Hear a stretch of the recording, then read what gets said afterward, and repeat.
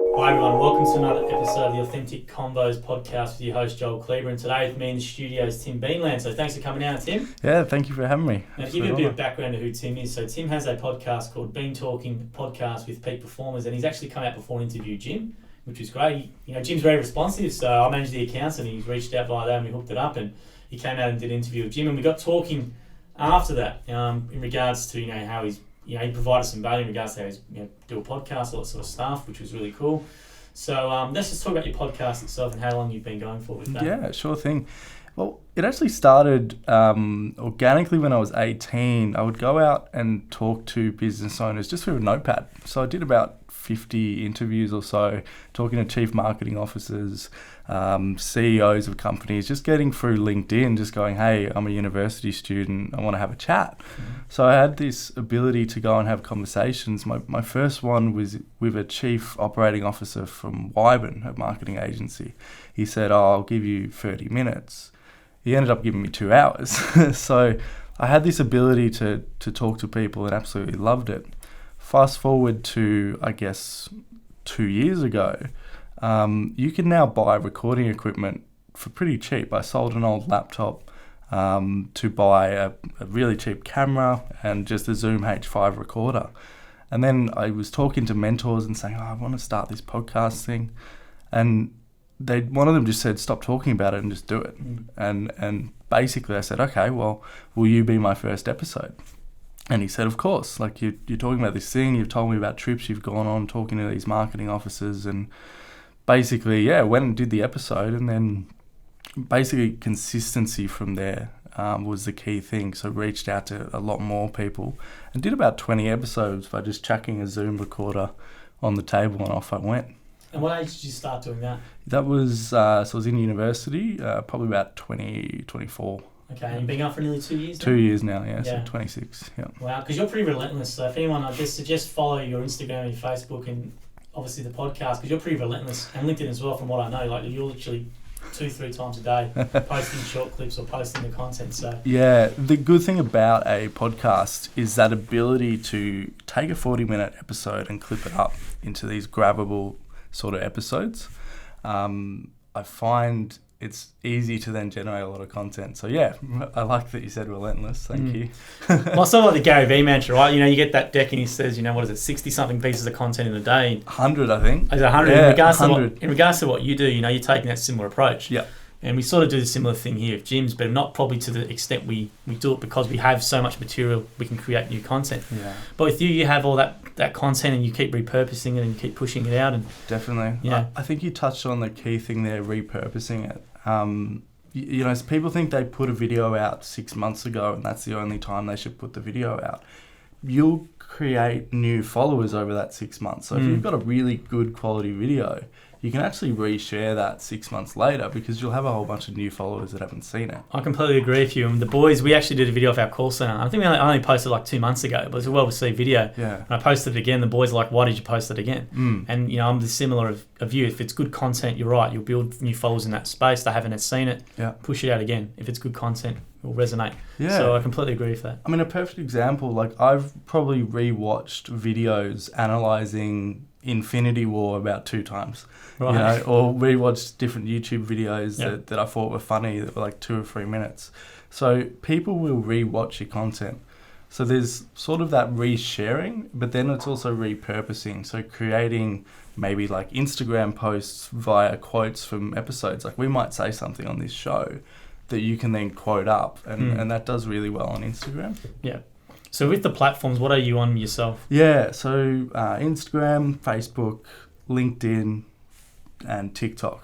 Now, what about TikTok? So TikTok every month, all the time is getting pushed online everywhere. So I think with TikTok, I love it. So I grew a hobby account. It was called Rescue Turtle to 20,000 followers in about 3 to 4 weeks. Which is ridiculous. Yeah. Ridiculous spike of growth. I was actually at my girlfriend's graduation and my phone kept buzzing like on silent. I was like, why is it buzzing? And it got to a point in the graduation where it was silent. So I pulled up my phone and then I saw like 99 plus notifications. And this thing had grown from like 400 followers to then 2K followers in like 2 hours. What had happened was one of my videos got on the For You page, and it was emotional and drawing enough and captivating and all that kind of stuff. And then it just took off from there. So you just see this organic growth with TikTok that's really fascinating. And what video for yours was the most viewed? It's this video of a turtle that is swimming along in the ocean, and they've got this shell stuck on the back of them. So I've put the subtitles, and there's this human diving.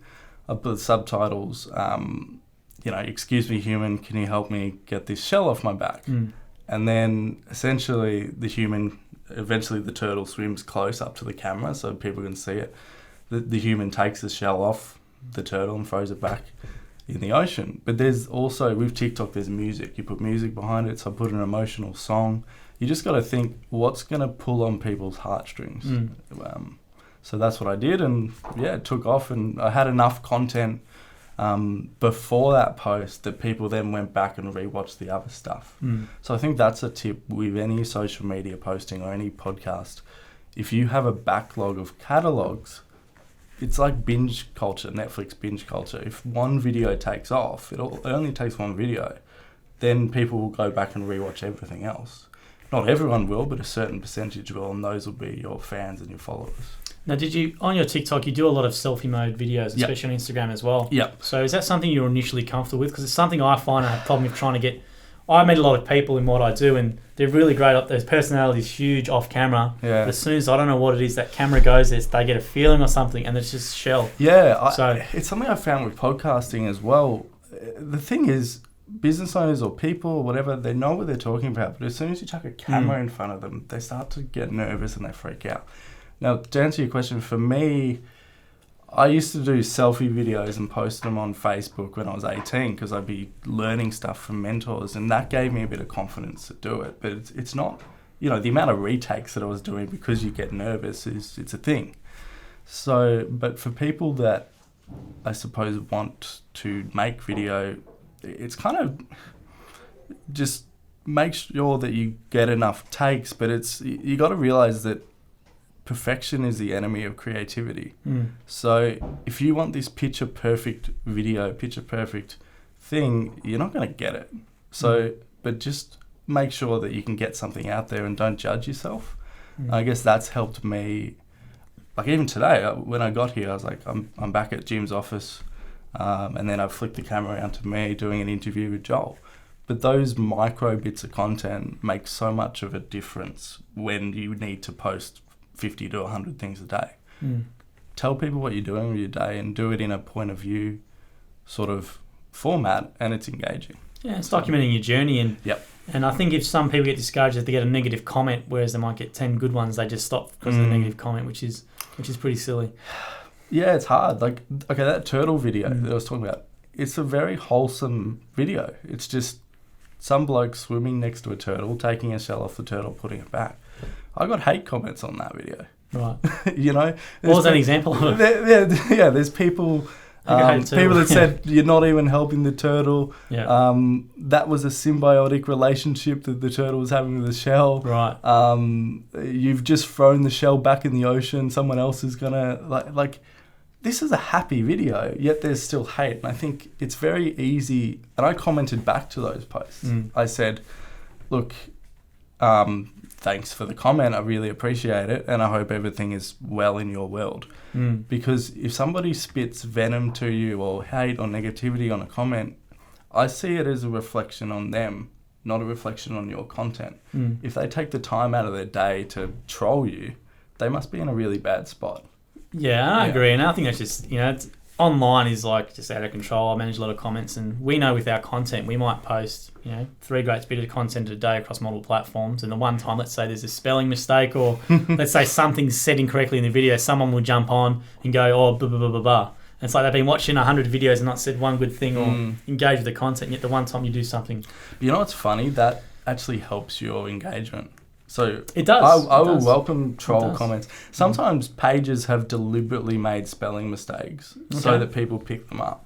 Right. It can be a tactic. You deliberately make a spelling mistake so some grammar person picks it up and goes, "Oh, you did that." Yeah, You know? yeah.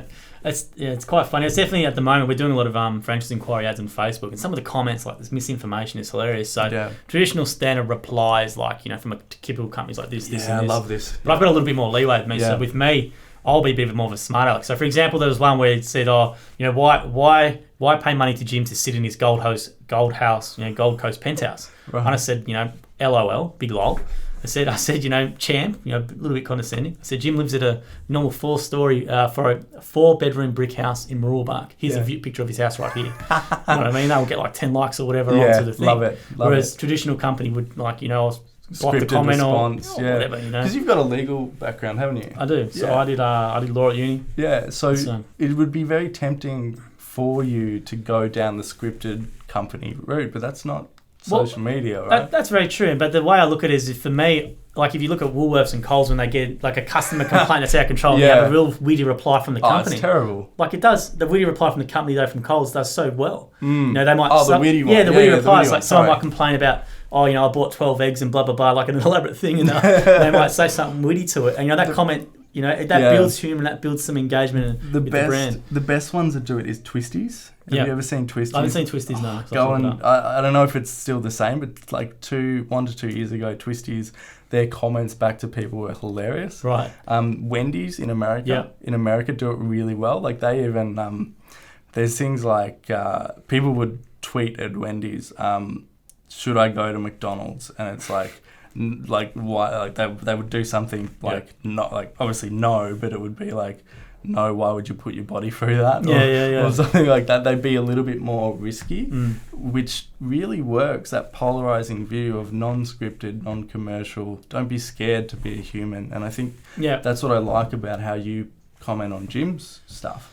I just think it's also a bit more fun as well. If you've taken the time to be that negative, and you're not going to be a franchisee anyway. Like you're most likely not going to be a customer anyway. Exactly. We're a competition to you. Look at their profile, you see what they work at. They're either a rival business handyman or whatever they are.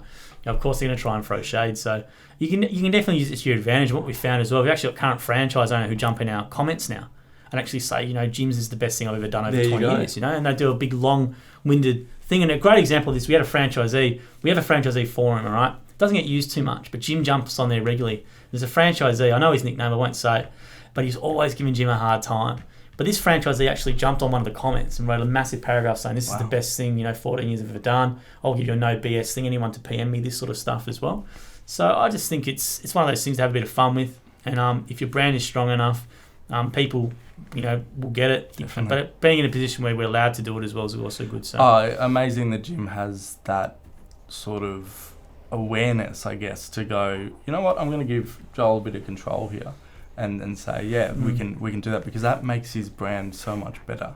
Yeah. If you're just that way with people, it's fantastic. Yeah, I like to be a bit smart alecky. We do our Jim's live and stuff, and we get some funny comments, and be a bit of a smart aleck back to him is always, I find the best way to go. And to touch on the people fighting for you in your comments, your true fans, your true customers will back you up in comments, which you've just seen. Exactly right, and it's really refreshing. Our brand champions are the franchisees, and if they're not happy, they're not going to say it. Yeah. So to get someone to write a positive thing is so much harder than to write a negative thing. So, which has been really refreshing. So back to the subject of your podcast itself. So initially trying to reach out to get people was pretty impressive. At an 18-year-old, you were going out seeking people and speaking to them and that. But let's say with your first 5 to 10 guests, was it just a simple email outreach you did to them, or? I was lucky because from 18 I've been building up a network. Yep. From 18 I've been having those notebook conversations or going to networking events or doing that kind of thing. I've always been, I guess it's luck and genetics and whatever my makeup is, I've always been comfortable reaching out to people. So it would just be a matter of figuring out who's in my local network that I've walked away from a conversation, because this was another reason why the show started. I was walking away from conversations with mentors, people like Jordan, Fabian, Alan, all these people, and going, why didn't I record that? So to those people, I'd be like, who were those conversations? They're my friends, essentially, and they'll come on the show. So it was the local network first, and then literally the best question you can ask as a podcaster is, hey, at the end of the show, who should I interview next? Who do you know that would make a good story? Who do you know that would fit with a peak performer, with an authentic conversation? Who do you know?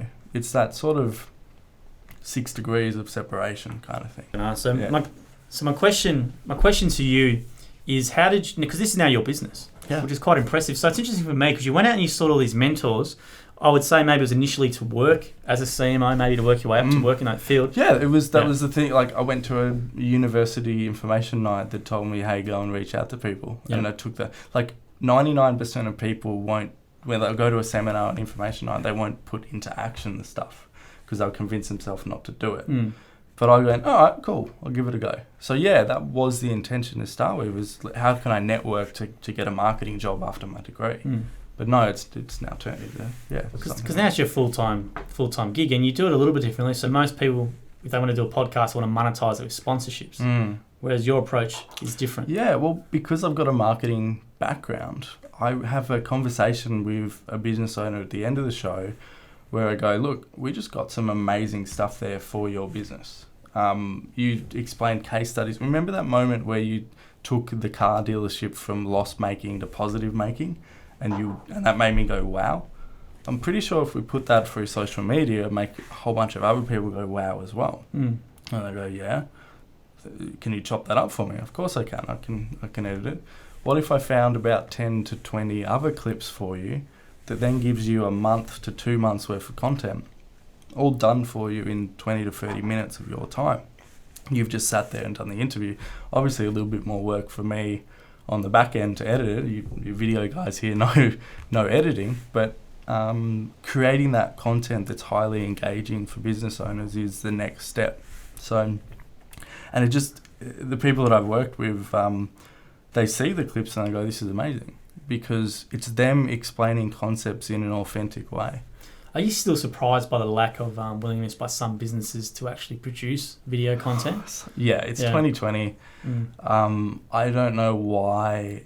Well, I do know why, but it shocks me that they don't do the selfie stories. They don't even do the really easy stuff, just whipping out your phone and doing a quick video. Yeah. Or, something I do with my clients is when I go and physically drop off files to clients now from a USB stick. Yeah, you could do them digitally.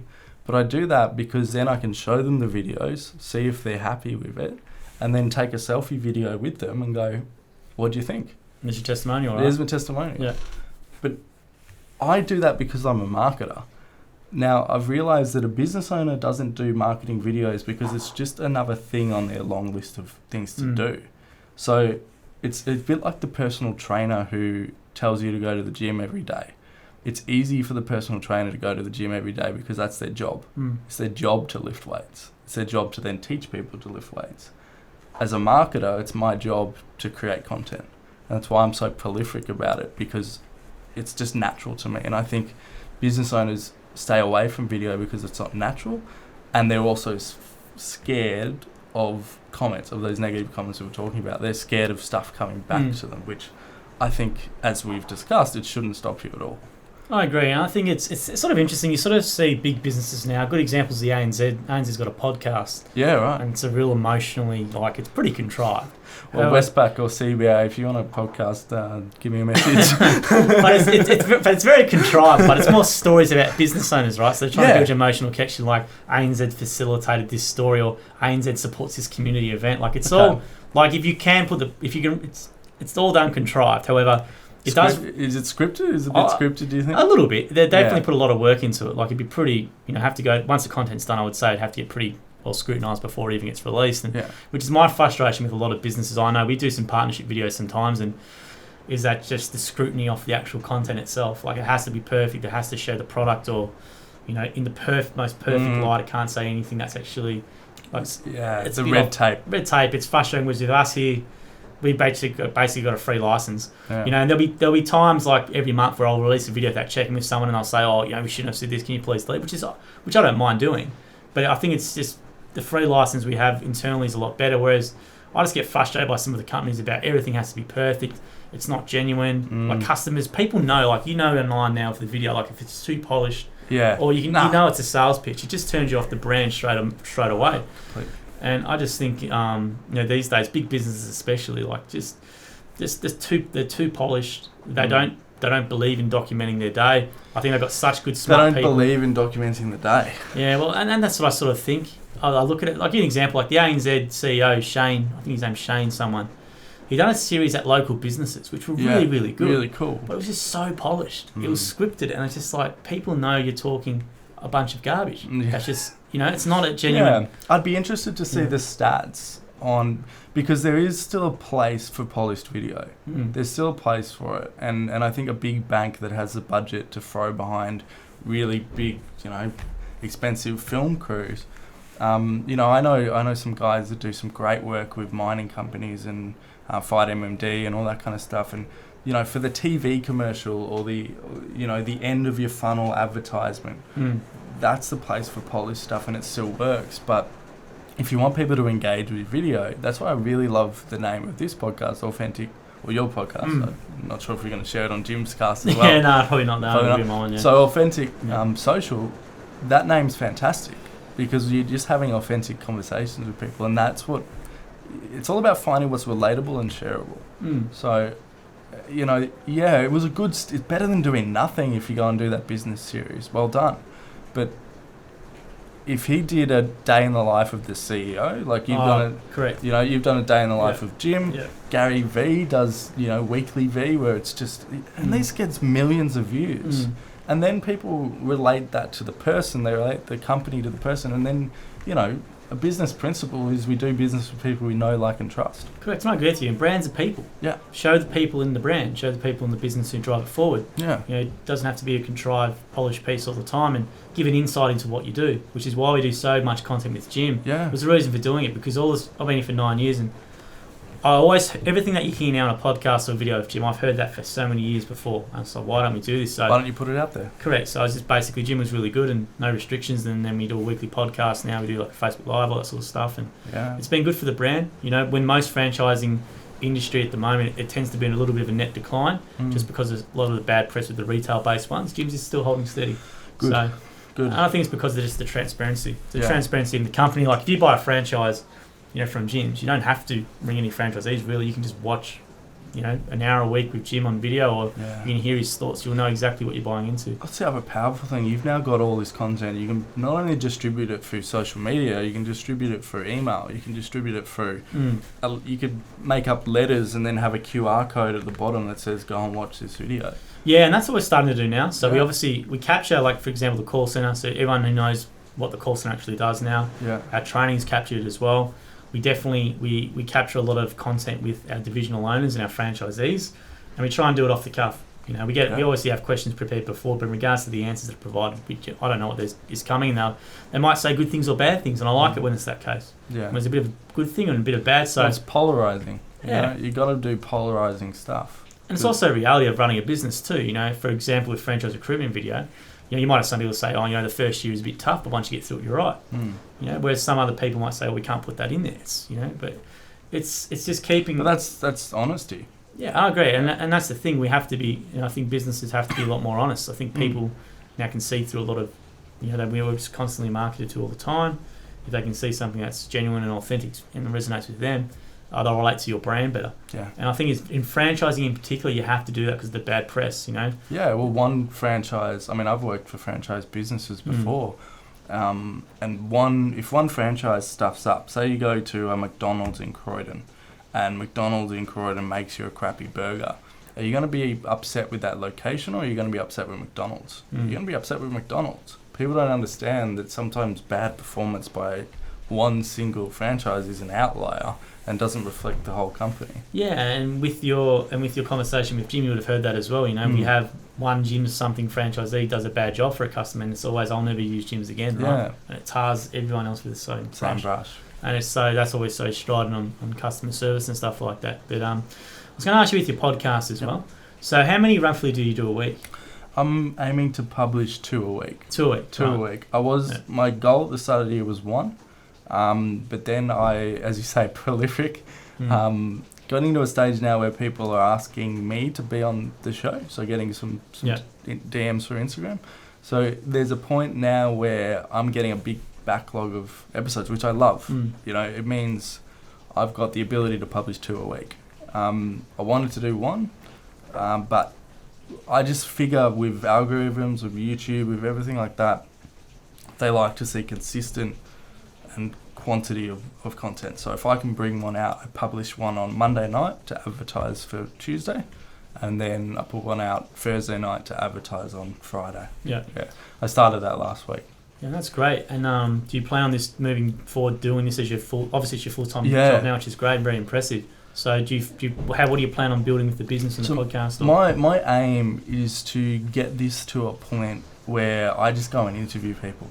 You know, I love the setup that you guys have got here. You've got 2 media blokes, you've got the lighting, you've got a dedicated room. I would love to have, you know, a studio that's in the city or just, you know, in Collingwood or somewhere there that I can, you know, set up podcasts and go, hey, come to my studio. These are things sort of maybe 2, 3, 4 years down the track, but that's sort of where I want to take it.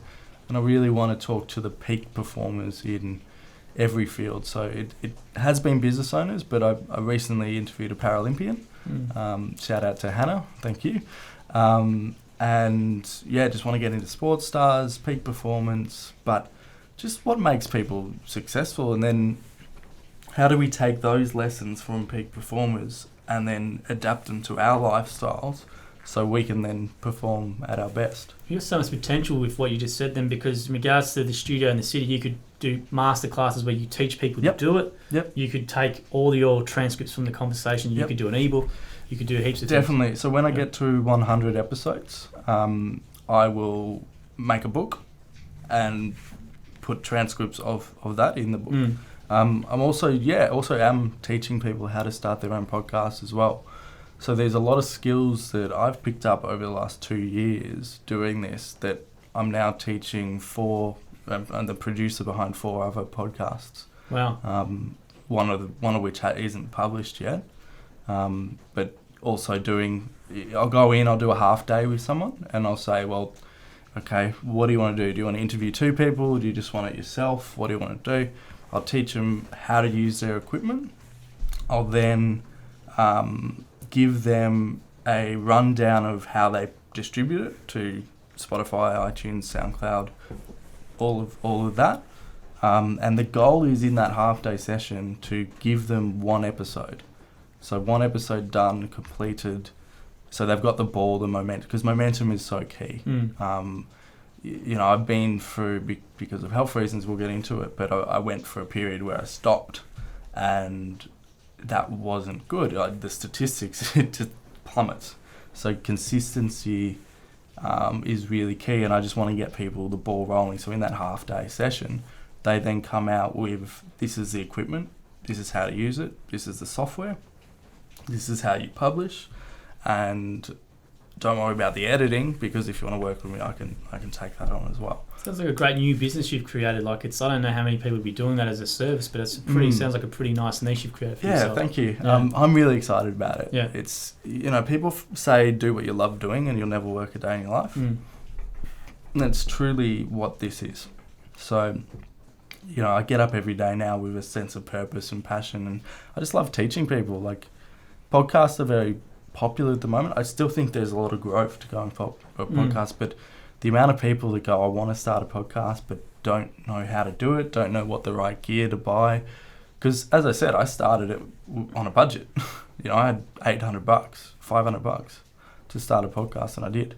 I think what you just said just before, back previously, was just starting, right? The whole thing is people want to do perfection, want to buy the best gear, whatever. Just start. Yeah, and just refine what you're doing, get more comfortable talking to people. Yeah. Just put it out there. Consistency as well. You know, check out Tim's stuff, because Tim's very consistent in regards to the selfie stuff, which is really good. I don't know if you were comfortable with that initially, but when I was 18, I wasn't. Right. I was lucky I was doing sales roles, so that gave me confidence. Yeah. But it takes time. It takes, you know, do 5 episodes, do 5 selfie videos, publish them, and see what happens. But you're never going to find out if you don't do it. Do you script much, or do you write it down for yourself, or you just off the cuff? Off the cuff. All right. I don't know. Look, I am a fan of scripts. If you're doing cold calls and you're doing sales, know what you're saying. But I think of an idea, I do it, I put it out. If I try and script something or get it perfect, it's just going to stop me from doing it.